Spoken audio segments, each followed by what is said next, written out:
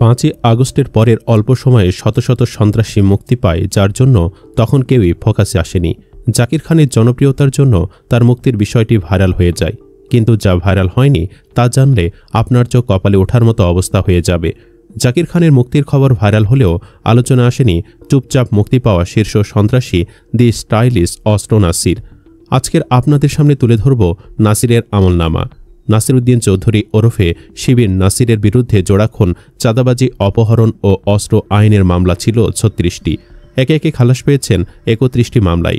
2টিতে সাজা হলেও আগে কারাভোগে শেষ হয়ে যায় আছে আর 3টি মামলা। আদালত ভাষ্যমতে নাসিরের বিরুদ্ধে চট্টগ্রামের বিভিন্ন থানায় গুম, খুন সহ প্রায় 36টি মামলা ছিল। সাক্ষী না পাওয়ায় এর মধ্যে 31টি মামলায় খালাস পান তিনি। এর মধ্যে রয়েছে অধ্যক্ষ গোলাম কৃষ্ণ মুহুরী হত্যা, Hathazari triple murder, Chattogram polytechnic ইনস্টিটিউটে জমিরুদ্দিন হত্যা মামলা সহ আরও বেশ কয়েকটি চাঞ্চল্যকর মামলা। এর বাহিরে কয়েকটি মামলায় বিভিন্ন মেয়াদে তার সাজাও হয়। এর মধ্যে 2টির মামলায় সাজার মেয়াদ ভোগ করে ফেলেছেন তিনি। 1998 সালে 9 এপ্রিল থেকে কারাগারে ছিলেন নাসির। দীর্ঘ 26 বছর পর তিনি কারাগার থেকে মুক্তি পান।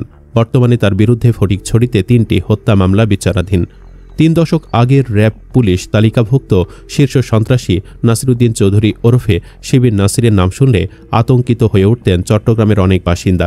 3 খুন, জোড়া খুনে সম্পৃক্ত নাসির গড়ে তুলেছিলেন একটি সন্ত্রাসী বাহিনী। এই বাহিনীর সদস্যরা অপহরণ ও চাঁদাবাজিতে জড়িত ছিলেন।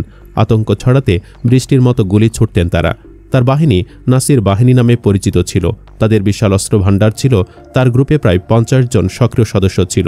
সর্বশেষ 2017 সালের 4 অক্টোবর নাসিরের বিরুদ্ধে চট্টগ্রাম কলেজ ছাত্রাবাসে পুলিশের ওপর হামলার মামলায় রায় হয়। এতে নাসিরের 5 বছর কারাদণ্ড সাজা হয়েছিল। তবে আইনজীবী ভাষ্যমতে এতদিন ক্রসফায়ারের ভয়ে কারাগার থেকে বেরিয়ে আসার আগ্রহ দেখায়নি নাসির ও তার পরিবারের লোকজন। কিন্তু দেশে এখন ক্রসফায়ার নেই, আর উনিও এখন স্বেচ্ছায় বাহিরে বেরিয়ে আসার আগ্রহ দেখিয়েছেন। তিনি আর কারাগারে আর একটু থাকতে চান না, একটু আলো বাতাস নিতে চাইছেন। 1998 সালে 6 এপ্রিল চট্টগ্রাম কলেজ হোস্টেলের ছাত্রাবাস থেকে তাকে গ্রেফতার করে পুলিশ। হাটহাজারীর মন্দাকিনী এলাকার এলাহি বক্সের ছেলে নাসির। 1982 সালে অপরাধে জড়িয়ে পড়েন তিনি। প্রিয় ভিউয়ার্স, জাকির খান ও দি স্টাইলিশ অস্ত্র নাসির, এই দুইজনের কমন ক্যারেক্টার হলো তারা শীর্ষ সন্ত্রাসী। জামিনের দিক দিয়ে দুইজনের মধ্যে পার্থক্য কেউ বলতে পারবেন? কমেন্ট বক্সে জানিয়ে দিন আপনার মূল্যবান মতামত। ভিডিওটি ভালো লাগলে একটি লাইক, সেই সাথে আমাদের চ্যানেলে নতুন হয়ে থাকলে সাবস্ক্রাইব করে সাথেই থাকুন। ধন্যবাদ এতক্ষণ সাথে থাকার জন্য।